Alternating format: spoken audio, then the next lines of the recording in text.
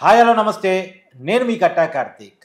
జగన్మోహన్ రెడ్డి గారి హయాంలో ఇంటెలిజెన్స్ చీఫ్గా పనిచేసినటువంటి ఐపీఎస్ ఆఫీసర్ సీతారామాంజనేయులు అరెస్ట్ కావటం మనం చూస్తూ ఉన్నాం. సీతారామాంజనేయులు ఇంటెలిజెన్స్ చీఫ్ అంటే ఇతని పని ఏంటి అంటే రాష్ట్రంలో ఎలాంటి పరిస్థితులు ఉన్నాయి, ప్రతిపక్షాలు కానీ మిగతా సంఘాలు కానీ ఎలాంటి ఆందోళన కార్యక్రమాలు నిర్వహించే అవకాశం ఉంది, ప్రభుత్వానికి వ్యతిరేకంగానే సమాచారాన్ని స్వీకరించడం, లేదు మావోయిస్టుల పరిస్థితి ఏంటి అనేటువంటి విషయాలు ఎప్పటికప్పుడు నిఘా చేయటం, అంటే రాష్ట్రంలో జరుగుతున్న రకరకాల పరిణామాలని అంచనా వేసి ప్రభుత్వానికి రిపోర్ట్ చేరవేయటం, దాని ద్వారా లా అండ్ ఆర్డర్ పోలీసులకు సమాచారం ఇవ్వటం ఆ పని. కానీ చాలా కేసుల్లో ముంబై సంబంధించిన హీరోయిన్ జత్వానీ గారి అరెస్టులో సీతారామాంజనేయులు గారి పాత్ర, రఘురామకృష్ణరాజు గారి కస్టోడియల్ టాచ్లో సీతారామాంజనేయులు గారి పాత్ర, ఈ రెండు కేసుల్లో కూడా ఆయన పేరు ఉంది. అసలు ఆ కేసుకి ఈయనకి ఏం సంబంధం, ఈయన ఎందుకు ఇన్వాల్వ్ అయ్యాడు, ఇలా ఈయన అరెస్టు సందర్భంగా వస్తున్నటువంటి ప్రశ్నలు ఇవి. దీని మీద మరింత వివరణ విశ్లేషణ తీసుకునే ప్రయత్నం మనం చేద్దాం.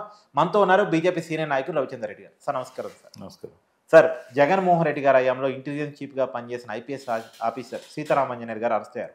ఈయన ప్రధానంగా 2 కేసులు ఉన్నాయి. ఇప్పుడు అరెస్ట్ అయిందేమో ముంబైకి సంబంధించిన హీరోయిన్ జత్వానీని వేధించిన కేసు, ఇదిగాక రఘురామకృష్ణరాజు గారిని కస్టోడియల్ టార్చర్ చేసిన కేసు ఒకటి ఉంది. సో ఎలా చూడాలి ఈ అరెస్ట్ని? అనైతికల్గా సీతారామాంజనేయులు గారు కానీ లేకపోతే సంబంధిత పోలీస్ అధికారులు కానీ అరెస్టు చూపకుండా గెస్ట్ హౌస్లో పెట్టి ఒక మహిళని రోజుల తరబడి దాదాపు నెల రోజులు వేధించిన తీరు ఏదైతే ఉందో నిజంగా కూడా శిక్షార్హమైన కేసు. ఇన్ని రోజుల తర్వాత ఆయన అరెస్ట్ అయ్యారు, కానీ ఇప్పటికైనా నిజాలు చెప్తారా లేదో చూడాలి. ఇక్కడ అధికారులు మాత్రమే అరెస్ట్ అయ్యారు, 3 పోలీస్ అధికారులే.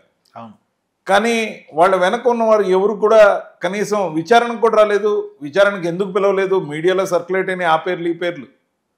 కానీ ఎవరిని ఎందుకు రాజకీయ కోణంలో ఆ రోజు వాళ్ళకి ఇచ్చిన ఆదేశాలు ఎవరు ఇచ్చారనే కోణంలో దర్యాప్తు జరగడం లేదు.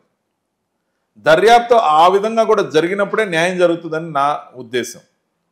ఖచ్చితంగా కూడా జరిగి తీరాలి. ఎందుకంటే అధికారులు మాత్రమే బలైతే అధికారులకు ఆదేశం ఇచ్చింది ఎవరు, అసలు చేయించింది ఎవరు, అసలు నేపథ్యం ఏంటి, అసలు ఈ లోతులో ఎంక్వైరీ జరగడంతో పాటు ఇప్పటికే వాళ్ళు మాత్రం ఎందుకు అరెస్ట్ కాలేదు? మీరు మాట్లాడుతున్న కింగ్ ఫిన్ అరెస్ట్ అవుతున్నారు, కింగ్ అరెస్ట్ కావట్లేదు ఏందని? కింగ్ కాదండి, కింగ్ పిన్లు కూడా అరెస్ట్ కావట్లేదండి. అవునా?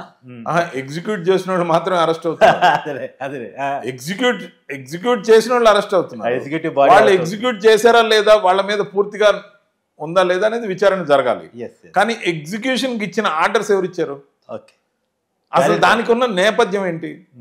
ఏ స్కామ్ కైనా లోతుగా విచారణ జరగడం కావాలి, కానీ పైకి కనపడే విధంగా ఎగ్జిక్యూట్ చేసిన వాళ్ళ వరకే చేస్తే లోతు రాదు. ఖచ్చితంగా కూడా రకరకాల పేర్లు వినిపించినాయి.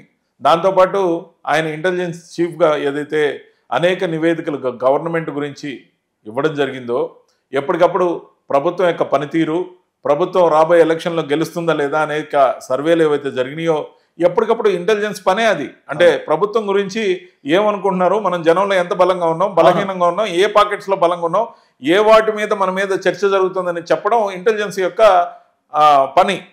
ఆ పనికి ప్రభుత్వానికి రెఫరెన్స్ గా ఇచ్చిన నివేదికలు మరి ఆయన తప్పుగా ఇచ్చాడా, లేకపోతే కాంక్రీట్ కుర్చీ చెప్తే వాటిని మార్చి ఇచ్చాడా, లేకపోతే ఇచ్చిన నివేదికల్ని కాంక్రీట్ కుర్చీ మార్చి జగన్మోహన్ రెడ్డి గారి ఓటమికి కారణమయ్యారా? అనేక రకాలుగా తిరిగి అదే కాంక్రీట్ కుర్చీ దగ్గరికి ఎందుకు వస్తుందంటే అన్ని శాఖలు లో చెయ్యి కాలు తలకాయ పెట్టి ఏదైతే పనిచేశారో వాళ్ళ వల్ల వచ్చిన సమస్య కాదా? ఇప్పుడు ఈ రోజున మద్యం దానికి సంబంధించి కూడా పాలసీ డెసిషన్స్ లో అందరికీ ఉంది. సంబంధిత శాఖ మంత్రి ఇన్వాల్వ్ కాలేదంటే మంత్రులతో ఏం పని? గతంలో మంత్రులందరి మీద ఎవరో పెత్తనం చేశారు కదా. వాళ్ళకి సంబంధించిన మాట కాంక్రీట్ కుర్చీ గురించి ఇద్దరే ప్రస్తావిస్తున్నారు ప్రధానంగా. ఒకటి మీరు, 2 విజయసాయి రెడ్డి గారు. ఆ కాంక్రీట్ కుర్చీ పేరు చెప్పకుండా ఆ పేరు మాత్రం విజయసాయి రెడ్డి గారు కాంక్రీట్ కుర్చీ అనే పదం వల్ల కాంక్రీట్ కుర్చీ అనేది పేరు మారుస్తున్నారు. నేను నేమ్ చేశాను కాంక్రీట్ కుర్చీ అని. ఎందుకు నేమ్ చేశానో తెలుసా? జగన్మోహన్ రెడ్డి గారి జనం అభిప్రాయాన్ని కానీ, కార్యకర్తల అభిప్రాయం కానీ, గతంలో ఎమ్మెల్యేలుగా ఉన్న వాళ్ళ అభిప్రాయం కానీ, ఇప్పుడు మాజీలైన వారి అభిప్రాయం కానీ, గతంలో మంత్రులుగా పనిచేసిన వారి అభిప్రాయం కానీ, గతంలో మంత్రులుగా ఉండి ఇప్పుడు మంత్రులుగా లేని వారి అభిప్రాయం కానీ, మొత్తం రాష్ట్రం అంతా వైఎస్ఆర్సీపీ కానీ ఆయన మా గొద్దుముర్రో అని మొత్తుకుంటే ఆయన్ని కదల్చలేక ఏ కమిటీకైనా ఆయనే, అన్నిటికీ సకలం సకలం సకలం అని కాంక్రీట్ కుర్చీనే హెడ్ గా పెడుతుంటే, ఆఖరి కోఆర్డినేటర్లు అందరి మీద కూడా కాంక్రీట్ కుర్చీని పెడుతుంటే, కాంక్రీట్ కుర్చీని జగన్మోహన్ రెడ్డి గారు కదిలించలేరు. కావాలంటే జగన్మోహన్ రెడ్డి గారు కుర్చీ అయినా కదలొచ్చు, అటు ఇటు ఊగచ్చు, కానీ కాంక్రీట్ కుర్చీ కదలదు అని కాంక్రీట్ కుర్చీ అని పెట్టా నేను. దానికి జగన్మోహన్ రెడ్డి గారికి కూడా శక్తి సరిపోవట్లేదు. ఎవరేమన్నా అనుకోని, నాకు కార్యకర్తల దూరం గాని, నాయకుల దూరం గాని, మాజీ ఎమ్మెల్యేల దూరం గాని, మాజీ మంత్రుల దూరం గాని, అసలు మొత్తం పార్టీ ఎత్తిపోని, కానీ కాంక్రీట్ కుర్చీని నేను కూడా ఏం చేయలేనని చేతులు పక్కన పెట్టి, కాంక్రీట్ కుర్చీని మీరు భరించాల్సిందే అని ఏదైతే జరుగుతుందో, ఈరోజు కూడా పిఎస్సి సమావేశం జరుగుతుంది, కాంక్రీట్ కుర్చీ ఆధ్వర్యంలోనే జరుగుతుంది. కాంక్రీట్ కుర్చీ పక్కన జగన్మోహన్ రెడ్డి గారు కూడా కూర్చున్నారు. కాబట్టి నేను గమనించింది ఏంటంటే, ఈ కాంక్రీట్ కుర్చీ పెత్తనంతోనే కదా అనేక శాఖల్లో వేళ్ళు కాళ్ళు తలకాయ పెట్టి ఈరోజు సంబంధిత శాఖ మంత్రి లేకుండా పాలసీ డెసిషన్ చేసి ఇంత పెద్ద స్కామ్ జరిగిందనేది దేశమంతా నవ్విపోయే విధంగా, నివ్వెరపోయే విధంగా, ముఖ్యంగా ఈరోజు జత్వానీ కేసు కానీ, ఆ రోజు రఘురామకృష్ణరాజు గారి కేసు కానీ, జరిగిన అనేక కేసుల్లో కానీ, అనేక స్కాముల్లో కానీ ఆ సంబంధిత శాఖ మంత్రులకి ఏ బాధ్యత లేకుండా పోయిందని దాన్ని ఖచ్చితంగా కూడా అడ్మిట్ చేస్తున్నట్టే కదా అని అడుగుతున్నాను. మీరు గమనించండి, అనేక మంది మీద కేసులు వస్తున్నాయి. మొన్న ఇంటెలిజెన్స్ని లేకపోతే ఏసీబీని ఉపయోగించి రిజిస్ట్రార్లని అందరినీ భయపెట్టి చాలా రిజిస్ట్రేషన్లు అక్రమంగా ల్యాండ్స్ కొట్టేశారని కూడా కొన్ని రోజులు తిరిగింది మీడియాలో, మళ్ళీ సైలెంట్ అయిపోయింది. కానీ అన్నిట్లో కూడా కాంక్రీట్ కుర్చీ పాత్ర ఉందని 4 రోజులు వేస్తారు, 5వ రోజు వేయట్ల మీడియా. అంటే మీడియాను కూడా కాంక్రీట్ కుర్చీ ప్రభావితం చేస్తున్నట్టు కనబడుతుంది.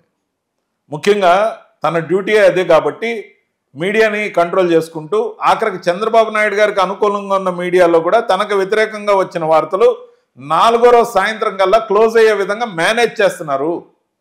ఏది కూడా లోతుగా దర్యాప్తు జరగట్లేదు. కానీ మొహమాటాలు ఇడిచిపెట్టి ఖచ్చితంగా దర్యాప్తు అంటూ జరిగితే, అది జత్వానీ కేసైనా ఇంకో కేసైనా అన్నీ తిరిగి సకలం దగ్గరికే పోతాయని ఖచ్చితంగా మాకున్న సమాచారం. ఓకే, కాబట్టి నిజాయితీగా పారదర్శకంగా ఏ దర్యాప్తు అయినా జరగాలి. అలా జరగకపోతే దర్యాప్తులు ఆపేసి వేరే పనులైనా చేసుకోవడం మంచిదని నా అభిప్రాయం. దర్యాప్తు జరిగితే సకలం ఖచ్చితంగా బుక్ అవుతాడు. ఖచ్చితంగా బుక్ అవుతాడు, అందులో అనుమానం ఏముంది సార్? అన్నిట్లో ఆయనే కదా. అవును, కాబట్టి పోసాని కూడా చెప్పినట్టున్నాడు ఆల్రెడీ, పేరు కూడా పోసాన్ గారి గురించి పోసాన్ చెప్పారు, నా గురించి నేను చెప్పాను. ఖచ్చితంగా కూడా ఆ కోణంలో ఆలోచించాలి. దర్యాప్తు సంస్థలు పారదర్శకంగా వేగవంతంగా దర్యాప్తు చేయాలి, మొహమాటాలకు పోకుండా.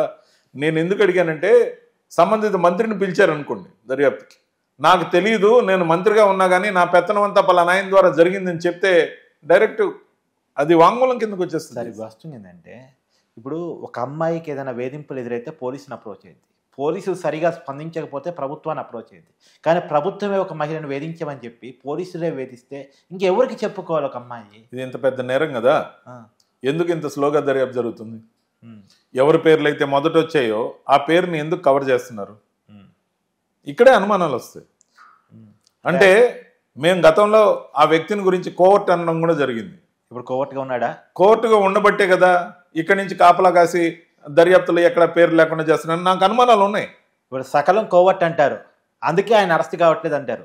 అరెస్ట్ కాదు, దేంట్లో ఆరోపణలు వచ్చినా సకలం సేఫ్. ఓకే, మిగతా ఎటువంటి ఎవరినైనా అరెస్ట్ దాకా పోతుంది. ఎందుకంటే అతను కోవర్ట్ అనే మాటకి ఇంతకన్నా ప్రబలమైన సాక్ష్యం. మరి అంత కోవర్ట్ అనే విషయం మీకు కూడా తెలిసినప్పుడు జగన్మోహన్ రెడ్డి గారు తెలియదా? మళ్ళీ నా నవ్వే సమాధానం. అలా కాదు సార్, నేను చెప్పేది దాకా పార్టీ ఎత్తిపోయినా పర్లేదు, సకలం కావాలి నాకు అని చెప్పి కాంక్రీట్ కుర్చీనే రిప్రజెంట్ చేయమని, కాంక్రీట్ కుర్చీకే ఆథరైజేషన్ ఇచ్చి, కాంక్రీట్ కుర్చీనే పార్టీ నడపమని, కాంక్రీట్ కుర్చీనే కమిటీలు నియమించమని, అన్ని కాంక్రీట్ కుర్చీ. ఇప్పుడు జగన్మోహన్ రెడ్డి గారు అసలు పొలానికి రైతు, ఈ సకలం అనే కాంక్రీట్ కుర్చీ కౌలుకు తీసుకున్నాడు పార్టీని. ఎవరైనా మాలాంటి వాళ్ళము రైతు దగ్గర పనిచేయడానికి కూలీలుగా ఉన్నాం. ఇప్పుడు కౌలు రైతు కింద కూలీలుగా ఉన్నవాళ్ళు పాపం వాళ్ళ పరిస్థితిని చూస్తే నాకు జాలి వేస్తుంది. ఓకే, సరే, కౌలు రైతు దగ్గర పని చేయలేక మీరు వచ్చారు, అసలు రైతు మోసపోతున్నాడు అని చెప్పేసి. అవును, పండే పంట అంతా ఎటుపోతుందో తెలీదు, కౌలు రైతు మాత్రం బేదర్పులు అరుస్తాడు, కానీ అసలు రైతుని రోజు ఏమారుస్తాడు. అదే కదా జరుగుతుంది. ఓకే, ఓకే, సరే. ఇప్పుడు సీతారామయ్య అరెస్టు జరిగిన తర్వాత అతను చెప్పే పేర్లు కానీ అతను ఇచ్చే వివరణ కానీ ఏం జరగదండి, ఏం జరగదు. కార్తిక్ గారు, మీరు నేను ఊరికే 4 రోజులు యూట్యూబ్లో మాట్లాడుకుంటాం తప్ప ఎటువంటి కేసులో మా సకలం ఉన్నా సకలం సేఫ్. సకలం సేఫ్గా ఉంటే అన్నీ safe. Thank you sir, thanks.